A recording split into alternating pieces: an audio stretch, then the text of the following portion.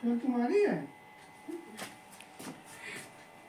तो रोटी तो मेरे पास आ जाती है ना फिर। हाँ तो रो नहीं रही है ना इस समय। अच्छा नहीं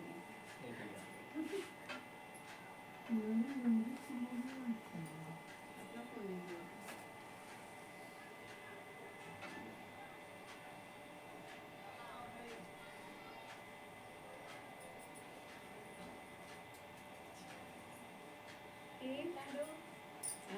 वीडियो कॉल से सामने चलें।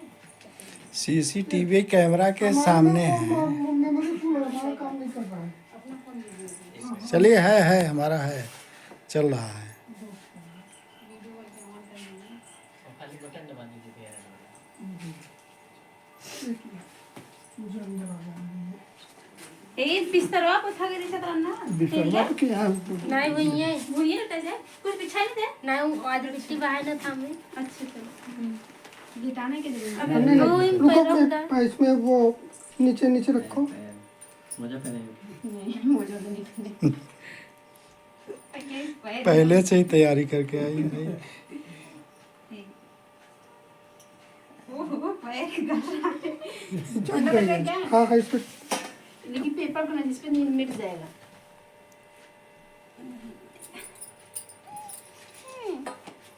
एक मिनट ला रही ये पर लेटा है। रुके ला दूसरा ये ठंडा लग रहा है क्या?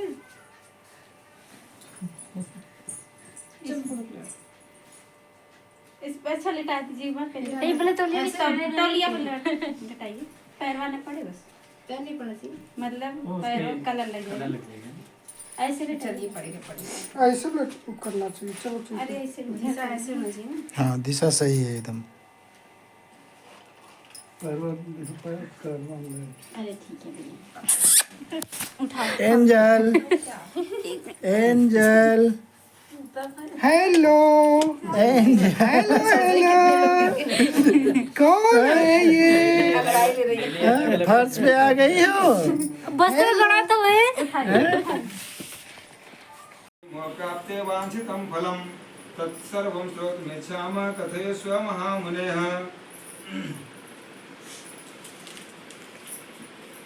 नारदेनैव सम्पृष्टो भगवान् कमलापतिः तेषां ध्यासनोद्वमश्माहितः।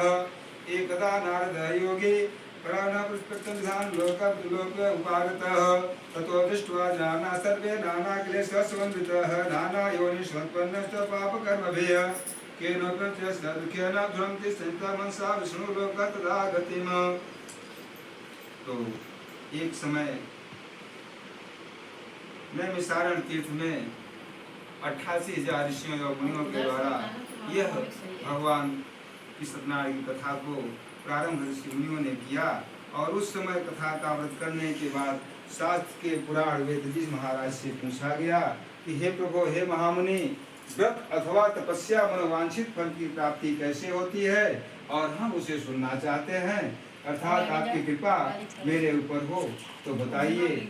उस समय सूत जी ने कहा कि जिस प्रकार कमलापति भगवान से पूछे जाने पर उन्होंने बताया था, उसी समय एक समय योगी नारद जी लोगों के कल्याण के लिए विधि विधान से इस पृथ्वी मृतलोक में भ्रमण करते हुए वह मृतलोक में आए और यहाँ देखा कि लोगों ने नाना योनियों में उत्पन्न हर एक प्राणी नाना प्रकार के क्लेशों से दुखित है। तो इसलिए कि यहाँ धर्म कर्म का कार्य जो है वह बहुत कम हो गया है। पृथ्वी जो है नाना प्रकार के दुष्टों से दैत्यों से बोझा से वह दबती जा रही है। यह सब देख करके और तब नारद जी ने उन्होंने मन में विचार किया कि और यह मनुष्यों का कैसे उद्धार हो सकता है, इसके लिए कुछ उपाय करना पड़ेगा। तो उन्होंने विष्णु लोक को गए। तो वहाँ जाकर के जब वहाँ क्षीर सागर में वहाँ पहुँचे तो भगवान विष्णु से शैया पे शयन कर रहे थे। माता लक्ष्मी जी पाँव दबा रही थी। यह देख करके वो लोग दोनों आपस में बातें ही कर रहे थे कि लक्ष्मी जी ऐसा प्रतीत हो रहा है कि जैसे नारद जी का आज आगमन हो रहा हो। और तब तक कुछ क्षण में ही वह जो है नारद जी वहाँ पहुँच जाते हैं। और पहुँच जाते हैं, उन्होंने भगवान के संकीर्तन को करते हुए उनके सामने उपस्थित हो जाते हैं। और यह देख करके भगवान ने तुरंत उन्हें कहा कि कहिए नारद जी, कहिए वत्स, कैसे आगमन हुआ, क्या समाचार है। तब जो है नारद जी ने इस मृतलोक के बारे में भगवान से उन्होंने बताना प्रारंभ किया।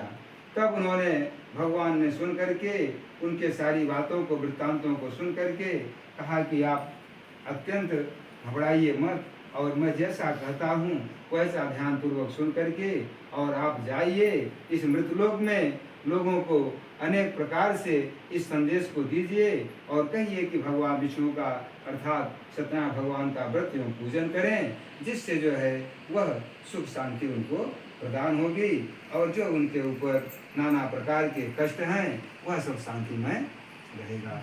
और फिर वहाँ से नारद जी ने आकर के उन्होंने कहा कि नमो मांसते रूपाय आदिमंधर नेताय निर्गुणाय गुणात्मने सर्वे सामादिभूताय भक्तानां नास्नेह सुत्वा दत्त विष्णुनाथ प्रद्भाषः।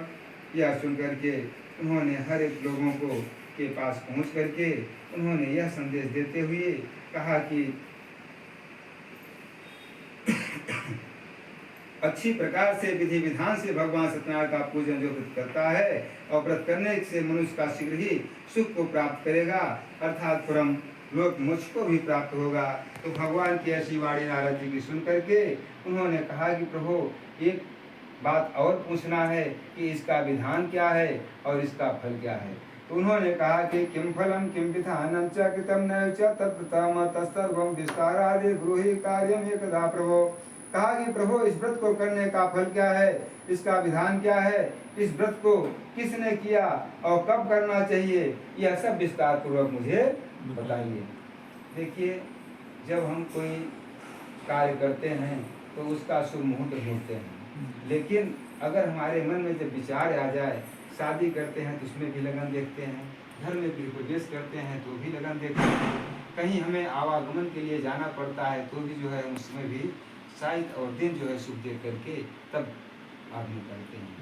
लेकिन अगर आप लोगों के मन में ऐसा विचार उत्पन्न हुआ कि हमें भगवान सत्यनारायण की व्रत और कथा को करना है, तो सप्ताह के 7 दिन भगवान के ही हैं और सप्ताह के 7 दिन में किसी दिन भी जो है भगवान की व्रत कथा को रख सकते हैं। इसमें ऐसा कोई अवरोधक नहीं है कि आज संडे है तो ट्यूसडे है तो सैटरडे है, ऐसा कुछ नहीं है।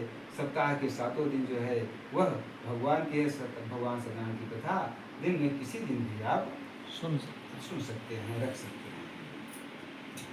तो फिर श्री भगवान उवाच दुख शोकाल शमनम धन धान्य प्रवर्धनम सौभाग्य संत सर्वत्र विजयम प्रदम एकस्मिन् कस्मिन् दिने भार्या तस्य समर्पितः और सत्यनारायण जयाचे निज मुखम ब्राह्मणे सहितो धर्म तत्परः अभावे च शरीर च वा सर्कराश्च पुरस्कृताः संपादं भक्ष्यामि सकश्च निवेदितः। सत्यनारायण भगवान की इस कथा को सुनने से दुख शोक आदि का शमन होता है, धन धान्य की वृद्धि होती है और सौभाग्य और संतान की प्राप्ति होती है तथा सर्वत्र विजय प्रदान करने वाला व्रत होता है। चाहे जिस किसी दिन भी मनुष्य श्रद्धा और समृद्ध होकर के ब्राह्मण के द्वारा बंधु बांधवों के साथ में धर्म में तत्पर होकर के और सबके साथ में बैठ करके भगवान सत्यनारायण का पूजन करके और वह नैवेद्य के रूप में उत्तम प्रकार के अपने सोया मात्रा में अर्पित करना चाहिए। जैसे केले का फल, घी, दूध, गेहूं का चूर्ण, यह सब सोया मात्रा में मिला करके भगवान को अर्पण करना चाहिए।